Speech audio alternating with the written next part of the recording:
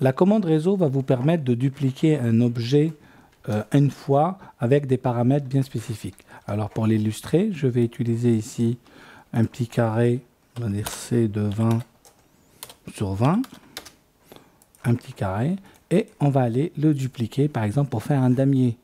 Je vais prendre ma commande réseau ici, là réseau rectangulaire, j'ai ma fenêtre de dialogue, choix des objets, je choisis mon rectangle, je valide le choix de mes objets, je lui demande par exemple 8 rangées, 8 colonnes pour faire un vrai damier, décalage rangée, décalage colonne. Mon carré fait 20 sur 20, je peux les saisir ici. Si j'ai un doute, je peux aussi aller avec ce petit bouton-là, aller coacher, je remets 1, aller coacher cette valeur. Je veux de là à 1. Décalage colonne.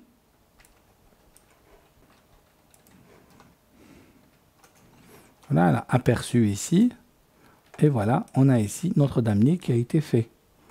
Je peux le valider et c'est fini. Je vais annuler et je reprends ma commande réseau. Choix des objets, je vais rechoisir le même objet. Entrée, 8, 8. Sauf que cette fois-ci, je veux un espace de 10 entre mes carrés. À ce moment-là, je vais faire un décalage de 30 en rangées. Donc les rangées vont avoir un décalage de 10 entre eux. Et je vais faire un décalage de 50. À ce moment-là, on aura un décalage de 30 dans le sens des colonnes. Si je fais aperçu, ça fait cela. Les colonnes ici sont espacées de 30, alors que les rangées sont espacées de 10. Cette commande va vous permettre, dans le cas d'un projet où vous avez une entité qui se répète, par exemple des poteaux dans le cas de l'architecture ou des bureaux, de le faire très rapidement. On vient de faire le réseau cartésien. Maintenant, si on veut une duplication autour d'un point, alors pour faire cet exemple-là, je vais me dessiner un cercle. Imaginons une pièce circulaire comme ça. Je vais me dessiner un petit cercle ici. On considère que c'est un petit pas de vis. Je vais faire un réseau. Donc je veux un réseau polaire. Choix de l'objet, celui-là. Je valide. Le centre de mon réseau, cette fois-ci, je vais dire c'est celui-là. Nombre d'éléments que je veux, par exemple 9. Je veux 9 qui décrivent 360 degrés. Aperçu, cela donne ceci. Alors en bas, il me dit, si ça me plaît, je fais entrer. Sinon, j'appuie sur échappe pour revenir à ma fenêtre de dialogue.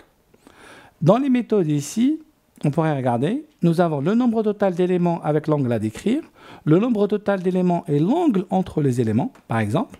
Là, je veux 9 avec un angle de 20 entre eux. Cela ferait ça. Échappe. Et en dernier, on va avoir l'angle à décrire et angle entre les éléments. Je veux 160 degrés avec un nombre. Et lui va déterminer le nombre d'éléments qu'il me faut. Si je mets ici 50, par exemple, là, j'aurai moins d'éléments. On va revenir à notre première méthode. C'était mon exercice de départ. 9.